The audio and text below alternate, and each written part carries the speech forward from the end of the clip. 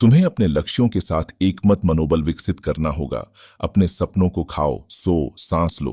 प्रत्येक क्रिया, प्रत्येक विचार तुम्हें वहां पहुंचने के लिए संरेखित होना चाहिए जहां तुम जाना चाहते हो। यह अनुशासन के बारे है।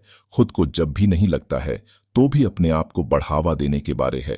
यह हर दिन जागने के बारे है, सफलता के लिए भूखे होकर, जो भी आए उसका सामना करने के लिए तैयार होकर। और हां, यह मुश्किल होगा।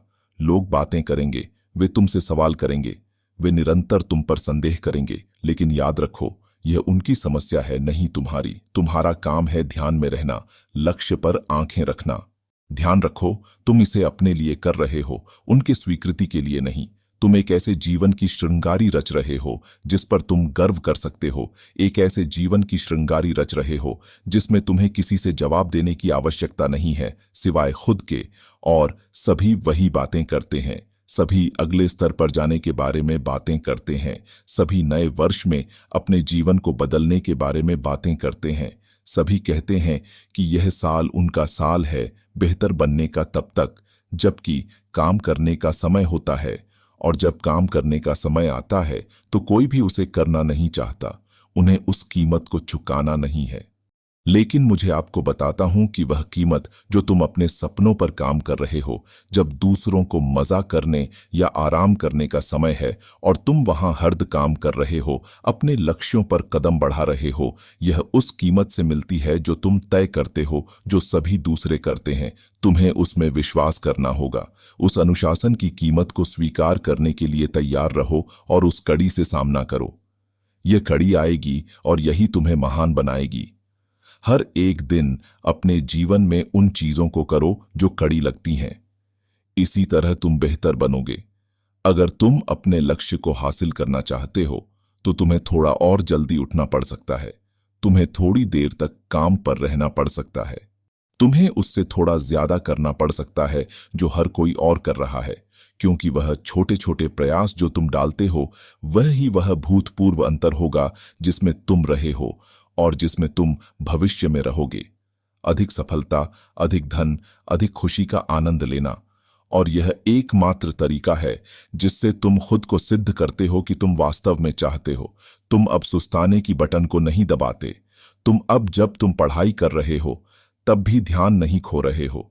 तुम अब शॉर्टकट नहीं लेते हो। तुम अब खेल नहीं खेल रहे हो। तुम जो कुछ भी चाहते हो उसके लिए तुम कुछ भी करने के लिए तैयार हो। और तुम उस बात पर किसी भी कीमत पर रुकने का इरादा नहीं करोगे जब तक तुम उसे प्राप्त नहीं कर लो। एक दिन तुम अपने पीछे देखोगे तुम्हारा जीवन और तुम सोचोगे कि क्या अगर तुम वास्तव में अपने सपने पर और ज्यादा ध्यान देते? क्या अगर तुमने वास्तविक रूप से खुद को ऐसे कठिन निर्णय लेने के लिए अनुशासित किया होता जिन्हें तुम नहीं लेना चाहते थे लेकिन जानते थे कि तुम्हें करने चाहिए? अभी तुम्हें उन व्हाट इफ्स को खत्म करने का एक अवसर है। तुम्हें अभी उन बातों पर केंद्रित रहने का मौका है जो वास्तव में तुम्हारे जीवन में महत्वपूर्ण हैं और तुम्हारे सपनों को तुम्हारी वास्तविकता बनाने में मदद करें। मुझे यह नापसंद है जब लोग 7% देते हैं लेकिन उन्हें वह किसी के जीवन की चाहिए जो निर्धारित किया गया है। मैं तुम्हें चुनौती देता हूं। तुम्हारा जीवन वहां है क्योंकि तुम उस प्रतिशत की वजह से है जिसे तुम देते हो।